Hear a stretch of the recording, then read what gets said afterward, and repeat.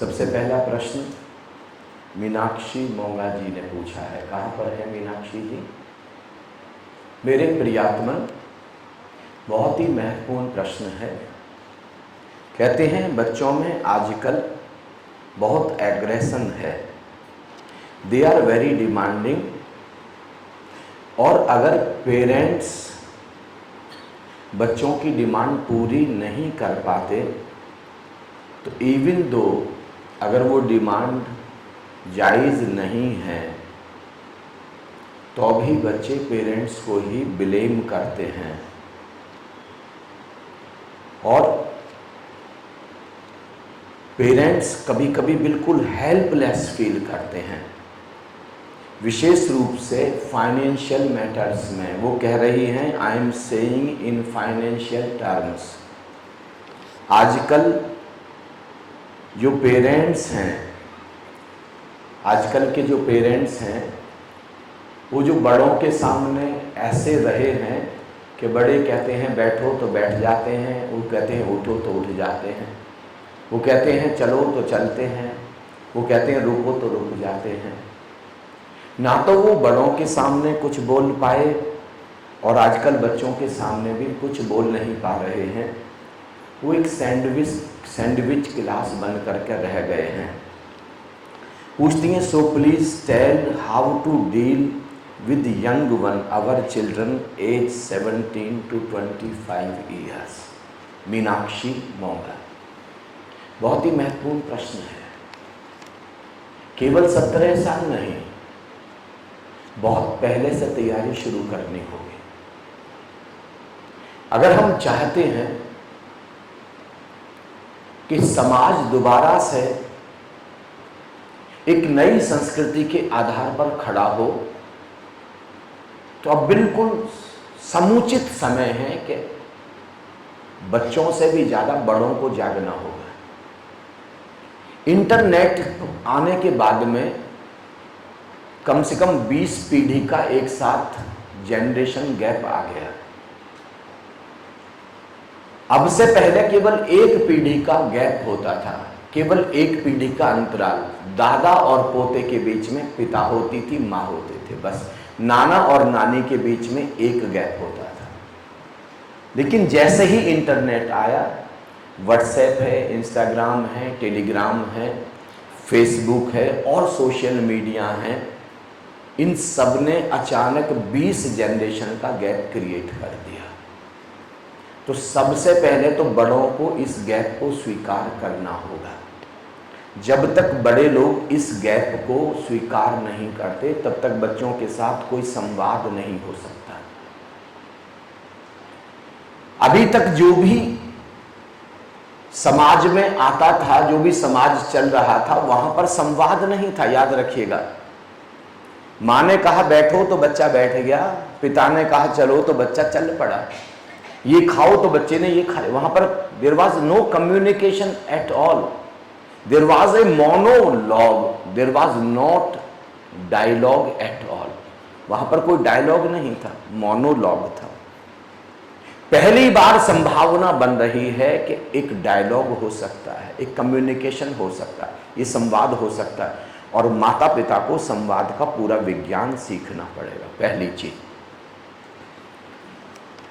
जब सोल मां के गर्भ में आ रही है उस समय से तैयारी करनी होगी। और जब गर्भ में बच्चा है, वो जो 9 महीने हैं अत्यधिक महत्वपूर्ण है। उन 9 महीनों में पहले जो 90 दिन हैं वो और भी ज्यादा महत्वपूर्ण है, क्योंकि 90 डेज पर, 90वें दिन पर चेतना प्रवेश करेगी, आत्मा प्रवेश करेगी। 90 दिन तक आत्मा नहीं है, चेतना नहीं है। 90वें दिन और 90 दिन के अंदर अंदर भी चेतना का परिवर्तन हो सकता है, आत्मा का बदलाहट हो सकती है। जिस आत्मा ने चुनाव किया है आपके गर्भ में आने का, अगर किसी श्रेष्ठ आत्मा को लगता है कि आपका गर्भ बहुत ही श्रेष्ठ है और आपके पास में कमाल के संस्कार मिल सकते हैं, तो कोई श्रेष्ठ आत्मा आपके गर्भ का चुनाव कर सकती है। ये तैयारी आपको दिखानी है। वो पावनता, वो पवित्रता, वो शुचिता, वो दिव्यता, वो भगवत्ता से आपको भरना है और संसार से शुरू करना। याद रखिएगा, सबसे पहले तो जहां पर आप हैं, क्या वो घर पूरी तरह पवित्र है, सुगंधित है? क्या वहां की वाइब्रेशंस इतनी पॉजिटिव है कि वहां पर कोई डिवाइन सोल आ सकती है? क्या आपका शरीर पवित्र है? क्या आपका शरीर पारदर्शी है? जो आपको भोजन करना चाहिए, क्या हकीकत में वही करते हैं? जो एक बहुत पवित्र आत्मा को शरीर रिटेन कर सकता है, क्या सच में आपका शरीर वैसा है? और फिर वो 6 महीने जब सोल एंटर कर गई, उस समय आपने कैसा वातावरण दिया? लड़ाई वाला, झगड़े वाला, कलह वाला, क्रोध वाला, वासना वाला, नीचे ऊर्जा वाला, या ऊपर ऊर्जा वाला, आनंद वाला, प्रेम वाला, शांति वाला, सौहार्द वाला, मैत्री वाला, करुणा वाला? कौन सा माहौल आपने दिया? हंसी वाला, नृत्य वाला, उत्सव वाला? कौन सा माहौल आपने दिया 9 महीने? क्योंकि 9 महीने जब बच्चा गर्भ में है, उसके पास चेतन मन नहीं है, अवचेतन, सबकॉन्शियस है। मैंने जो हजारों लोगों को पास्ट लाइफ के सेशन कराए हैं, विशेष रूप से मैंने गर्भ के जो कुछ महत्वपूर्ण, जितने भी पास्ट लाइफ के प्रयोग भारतवर्ष में या भारतवर्ष के बाहर हो रहे हैं, मैं जो प्रयोग पास्ट लाइफ के कराता हूं, वो सबसे अलग हट के कराता हूं। उनमें सबसे बड़ा जो प्रयोग मैं कराता हूं वो है गर्भ। जब आप अपनी माँ के गर्भ में हैं, उस समय गर्भ की सैर, गर्भ में आपको कैसा महसूस हो रहा है? क्या माँ की संवेदनाएं आपको छू रही हैं? अगर माँ का झगड़ा सासू माँ से यानी दादी से, दादा से, किसी से भी हो रहा है, क्या वो आपके अंदर ट्रांसफर हो रहा है? माँ दुखी होती है तो क्या आप दुखी होते हैं? माँ परेशान होती है तो आप परेशान होते हैं? माँ चिड़चिड़ी होती है तो क्या आप चिड़चिड़े होते हैं? ये गर्भ में देखना बड़ा जरूरी है। हर व्यक्ति को इस जन्म की कम से कम माँ के गर्भ की सैर करनी चाहिए, तब आपको पता चलेगा कि गर्भ का समय कितना महत्वपूर्ण है। वो 6 महीने वहाँ का माहौल, पहले हर सासू माँ को पता था, पहले हर ससुर को पता था, पहले पूरे परिवार को पता था, तो पूरा माहौल इतना आध्यात्मिकता से, इतनी धार्मिकता से, इतनी पावनता और पवित्रता से बनाया जाता था कि आप पूरी तरीके से दिव्यता से भरे रहें, इतने शांत आप रहें। फिर बच्चा जब जन्म ले रहा है और बच्चे के जन्म लेने के बाद क्या वातावरण, विशेष रूप से पहले 7 साल, the initial 7 years are most important. अब विज्ञान ने सिद्ध कर दिया है कि अगर कोई बच्चा 90 साल तक जीता है तो पहले 7 साल में जितना सीख लेगा, आने वाले 83 साल उसका आधा, बस आधा 7 साल में सीख लेगा, आधा 83 years। क्योंकि उस समय बच्चे के पास सबकॉन्शियस है, धीरे धीरे कॉन्शियस माइंड आना शुरू होगा। 7 साल की उम्र तक मुश्किल से 1-2% कॉन्शियस माइंड, अभी भी 98% सबकॉन्शियस है। और जो भी आप कर रहे हैं बच्चे के सबकॉन्शियस में ट्रांसफर हो रहा है। आप अकेले बच्चों को दोष नहीं दे सकते। बच्चों के पास एबंडेंस ऑफ एनर्जी है, बच्चों के पास अत्यधिक ऊर्जा है। और जिन लोगों ने भी विज्ञान पढ़ा है उनको ऊर्जा संरक्षण का नियम पता होगा। The law of conservation of energy क्या कहता है? Energy can neither be created nor be destroyed, but it can be transform from one form to another form. ऊर्जा ना तो पैदा की जा सकती है ना ही नष्ट की जा सकती है, बस एक रूप से दूसरे रूप में बदली जा सकती है। तो बच्चे के पास शुद्ध ऊर्जा, और शुद्ध नहीं, एबंडेंस ऑफ एनर्जी, वो ऊर्जा का एकदम खजाना है। अब उस ऊर्जा, देखा हमने कोई बच्चा जब सो रहा है उतनी देर बस शांत है, और जब सो नहीं रहा तो बच्चे को आप शांत नहीं देखेंगे, कुछ ना कोई हाथ चलाएगा, पैर चलाएगा, दौड़ने लायक हो जाएगा तो दौड़ेगा, पेड़ पर चढ़ेगा, नदी में कूदेगा, तालाब में कूदेगा, छत पर चढ़ जाएगा, कुछ भी। एनर्जी इतनी ज्यादा है, क्या करे। अब ये ऊर्जा या तो विध्वंस में लग सकती है या सृजन में लग सकती है। ये एनर्जी या तो क्रिएशन की तरफ लगेगी या डिस्ट्रक्शन की तरफ लगेगी, या तो पॉजिटिव की ओर लगेगी या निगेटिव की ओर लगेगी। ऊर्जा है। अब ये सारा का सारा माहौल के ऊपर निर्भर करेगा। घर का माहौल, दादी दादा का, माता पिता का, जो लोग आपके घर में आ रहे हैं वो किस तरीके की चर्चा कर रहे हैं।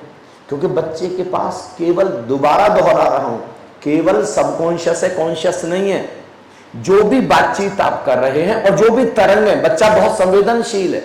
ही और शी इज वेरी सेंसिटिव। वो सीधे सीधे एनर्जी के जो वाइब्रेशंस हैं उसको कैच करता है उसका सबकॉन्शियस। तो वहां पर अगर क्रोध के वाइब्रेशंस हैं, वासना के वाइब्रेशंस हैं, लोभ के वाइब्रेशंस हैं, ईर्ष्या के वाइब्रेशंस हैं, द्वेष के, हॉस्टिलिटी के वाइब्रेशंस हैं, निगेटिव के वाइब्रेशंस हैं, डिस्ट्रक्शंस के वाइब्रेशंस हैं, बच्चे का सबकॉन्शियस एज इट इज उसको कैच कर लेगा। और बच्चे का आने वाला समय उसी के ऊपर निर्धारित होगा। बच्चा उसी तरीके का बिहेव करेगा।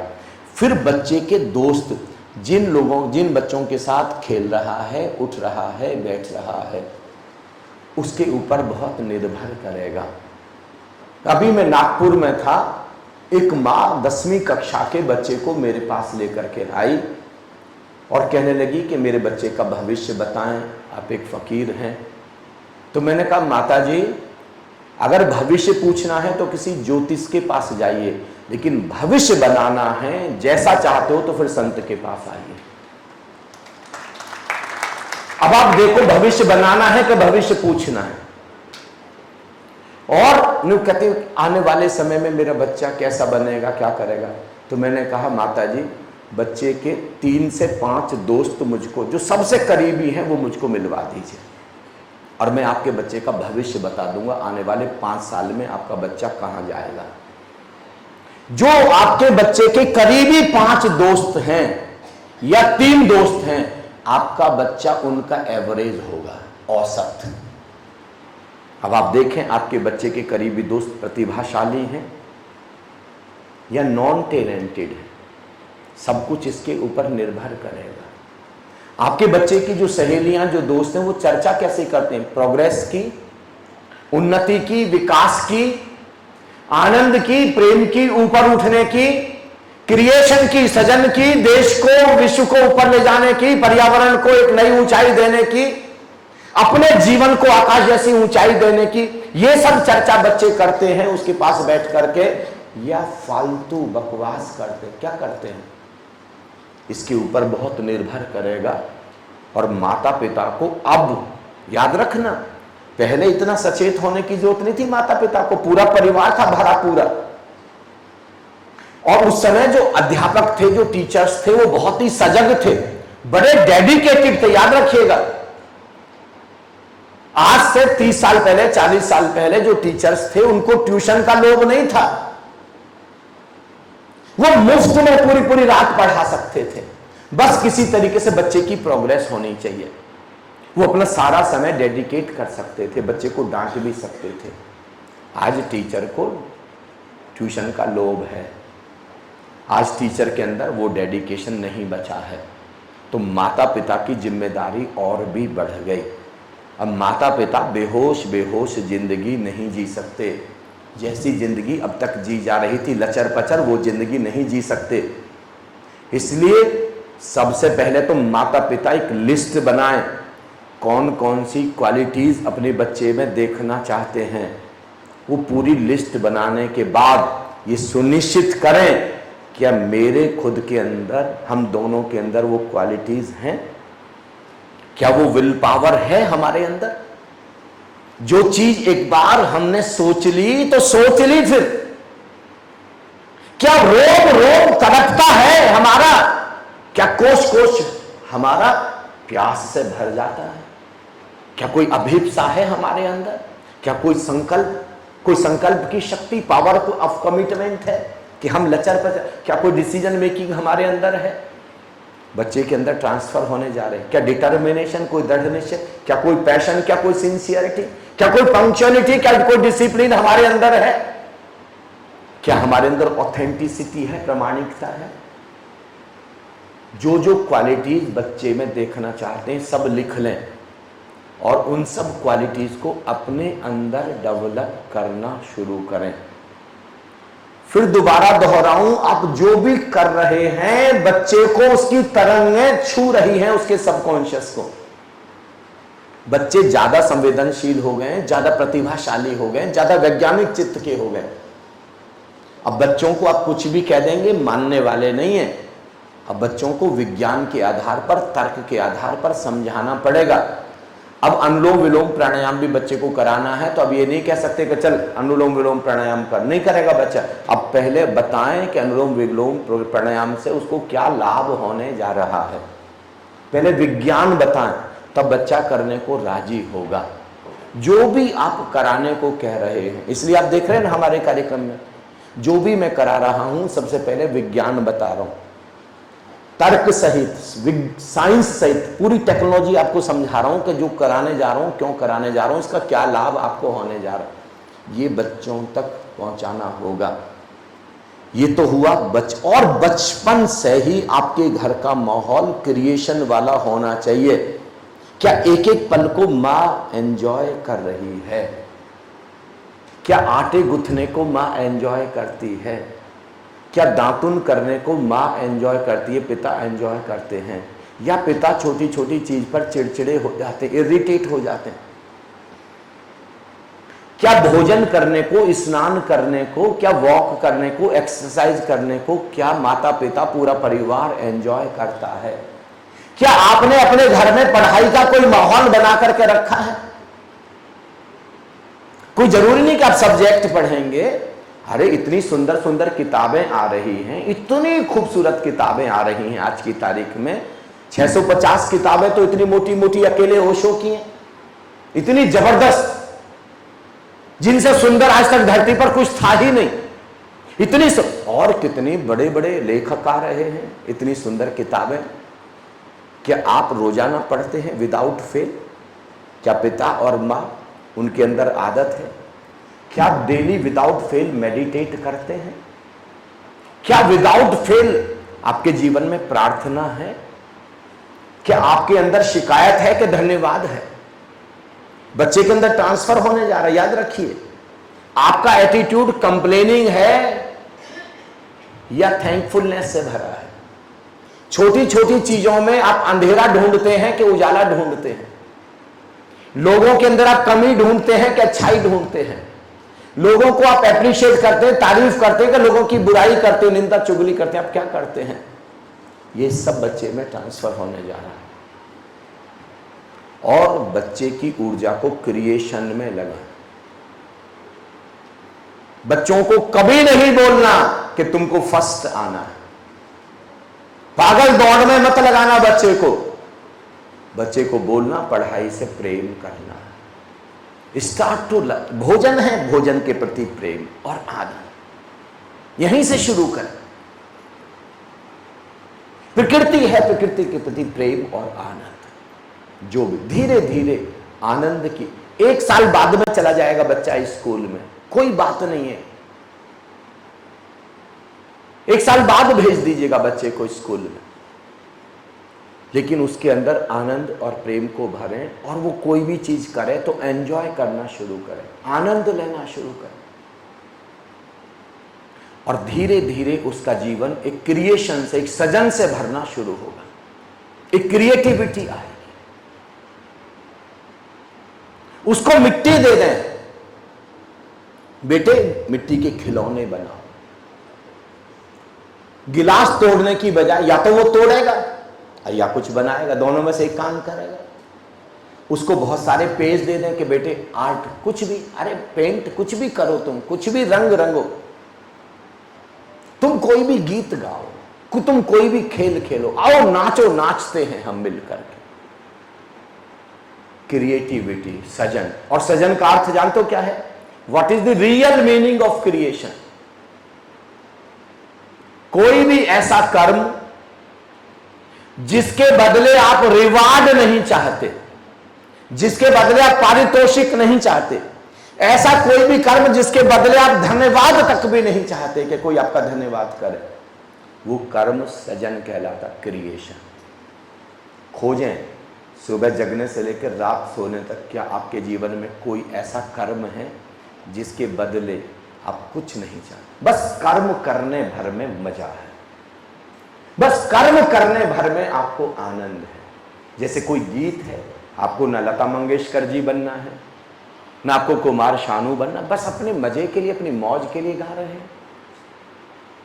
कोई संगीत बच्चा है, देखो आप खोजें क्या रुचि है, हारमोनियम बजाने में, वीणा बजाने में, सितार बजाने में, वायलिन बजाने में, बांसुरी बजाने में, क्या कहां पर बच्चे की रुचि खोज। नहीं तो बच्चा तो किसी से पूछेगा। धीरे धीरे बच्चे को एहसास दिलाएं कि आप उसको अतिशय प्रेम करते, ये आपको एहसास दिलाना पड़ेगा। और आप बच्चे को एक आकाश जैसी ऊंचाई पर देखना चाहते हैं।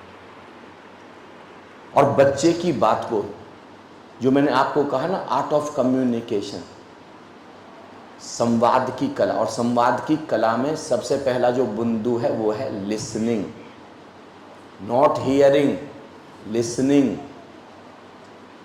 बच्चा कुछ आपसे कहना चाहता है, उसकी बात को गौर से सुने। अभी आपने, बच्चे ने आके बताया कि मम्मा, वो जो पड़ोस वाला बच्चा है उसने मेरे साथ ऐसा किया और मैंने ऐसा बोल दिया। बच्चा अपना वाक्य, अपनी बात पूरी नहीं कर पाया, उससे पहले आपने डांट दिया या एक थप्पड़ रसीद कर दिया। अब बच्चा कभी आपको अपनी बात शेयर नहीं करेगा। बच्चे की बात को गौर से सुने, सही है गलत है सुने, और सुनने के बाद अब बहुत ही, पहले तो उसको गलत कराया, सही कराया, कोई बात, अब उसको प्यार से हग करें और फिर उसका सिर सहलाते हुए अब उसको प्रेम से समझाएं कि बेटे, अगर इसी काम को तुम ऐसा करते तो और भी सुंदर होता, अगर तुम इस ढंग से करते तो कितना कमाल होता। धीरे धीरे बच्चे को पता लगेगा कि ये कर्म और भी सुंदर ढंग से किया जा सकता था, गाली देने की बजाय तारीफ भी की जा सकती थी। ये आपको विज्ञान सीखना पड़ेगा पूरा का पूरा। और माता पिता के जीवन में जब तक क्रिएशन नहीं है, आप कीर्तन करें बैठ करके पूरा परिवार।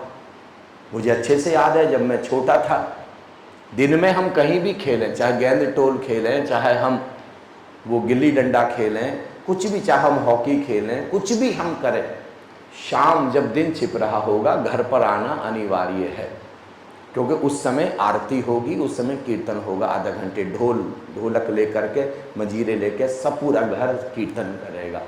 एक क्रिएशन, शाम को पूरा माहौल बदल गया। अब हम शाम के समय क्या देख रहे हैं? टीवी, और टीवी में भी न्यूज।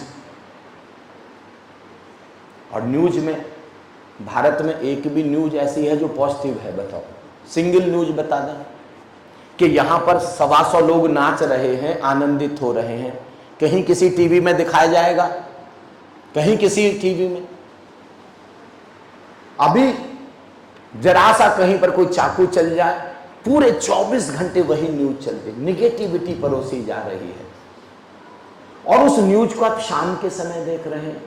कोई भी फिल्म आप देख रहे हैं, हिंसा वाली फिल्म देख रहे हैं, हिंसा की तरंगों से आप भरेंगे, बच्चा भी हिंसा की तरंगों से भरेगा। इसलिए मैंने कहा माता पिता होना एक बहुत बड़ी बात हो गई आज की तारीख में।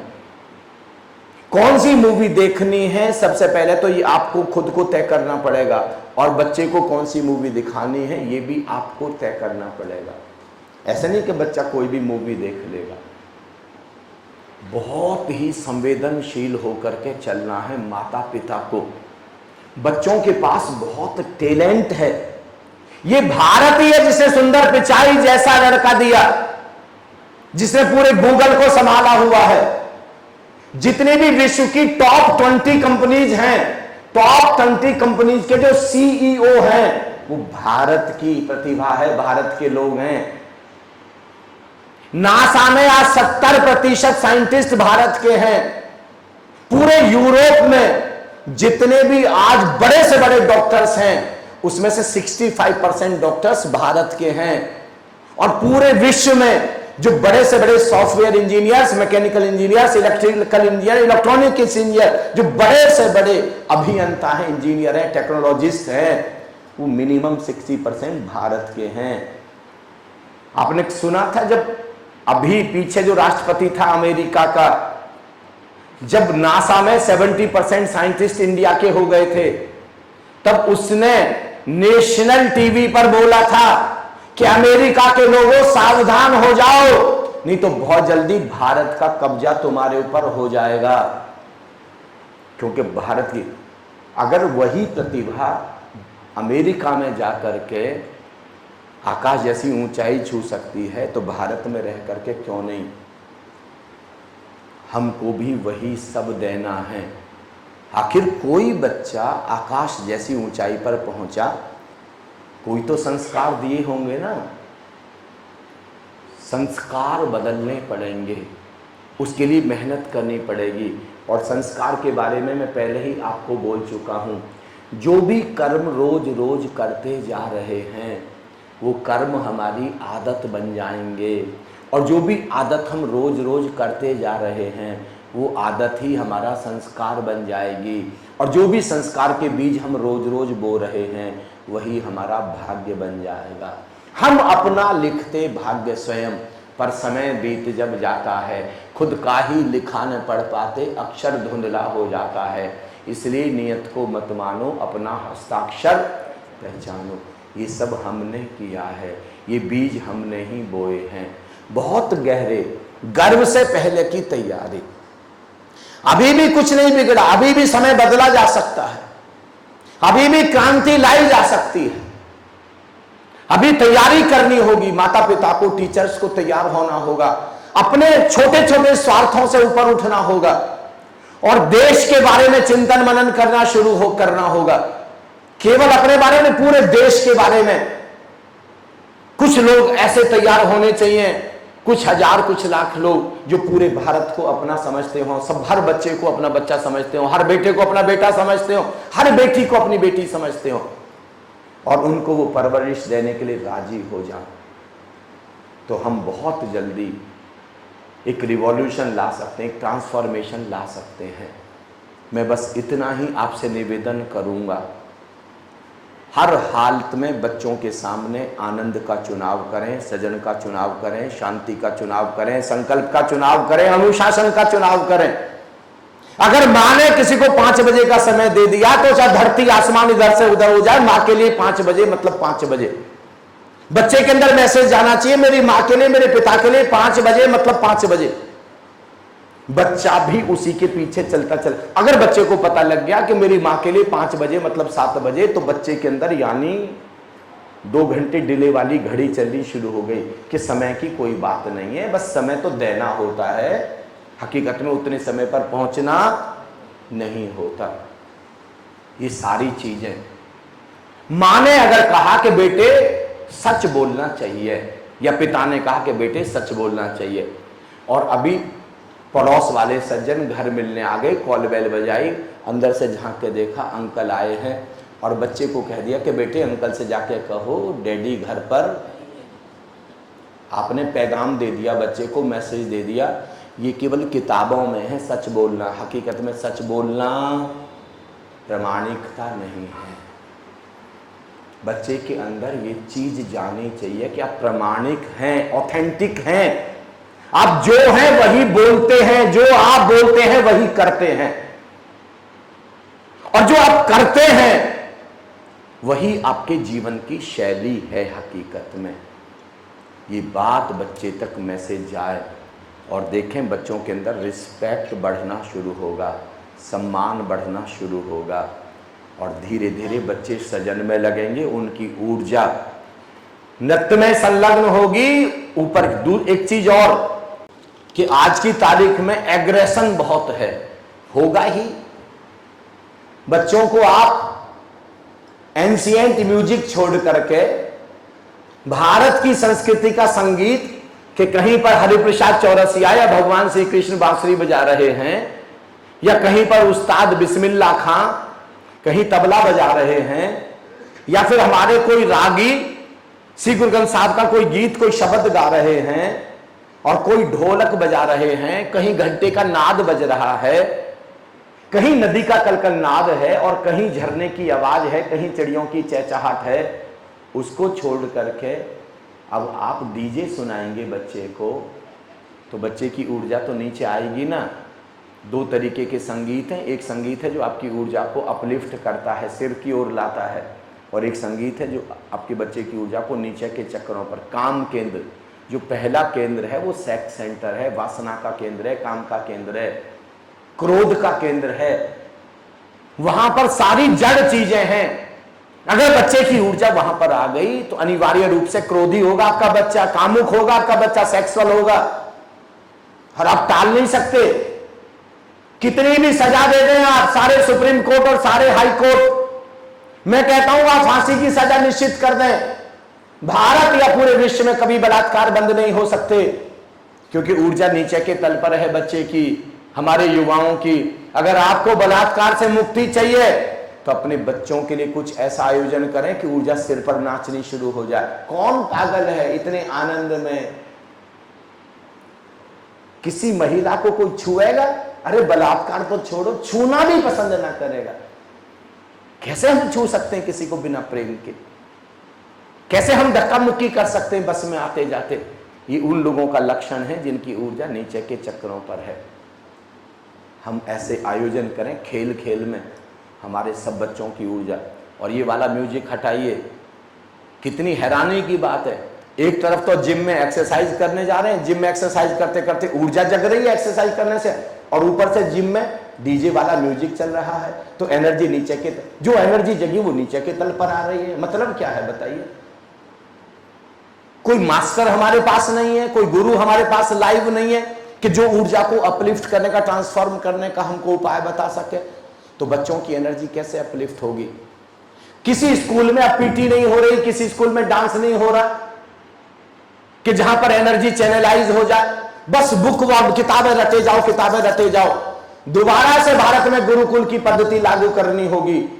और ये जितने भी कॉन्वेंट एजुकेशन है जिसकी वजह से हमारे सारे बच्चे बिगड़ गए, जहां पर किताब में देखो, आप किताब में देखें, आप एक कुर्ते पजामे पहना हुआ, भारत का लिबास पहना हुआ एक साधारण सा व्यक्ति खड़ा है, और एक टाई लगा हुआ एक सज्जन विदेश का खड़ा हुआ है। हम कहते हैं जेंटिलमैन, जी फॉर, वो टाई वाले पर हमने क्या लिखा है? जेंटिलमैन। यानी हमको लगता है हमारा जो बाप है ये जेंटिलमैन नहीं है, ये तो साधारण कुर्ते पजामे पहनने वाला है, ऐसे ही, जेंटिलमैन नहीं। हम बोलते हैं ladies and gentleman. Convent education ने सब कुछ बर्बाद कर दिया और हम भूल भी गए। हम विदेशी भाषा के पीछे इतना लग गए। कॉन्वेंट का मतलब समझते हैं आप? अंग्रेजी में कॉन्वेंट का अर्थ क्या आपको पता है? अर्थ पता, वास्तविक अर्थ पता है आपको? इंग्लैंड में जो बच्चे अनाथ होते थे, जिनके माता पिता छोड़ देते थे, ऐसे अनाथ बच्चों को पढ़ाने के लिए एक जगह बनाई जाती थी, उसका नाम था कॉन्वेंट।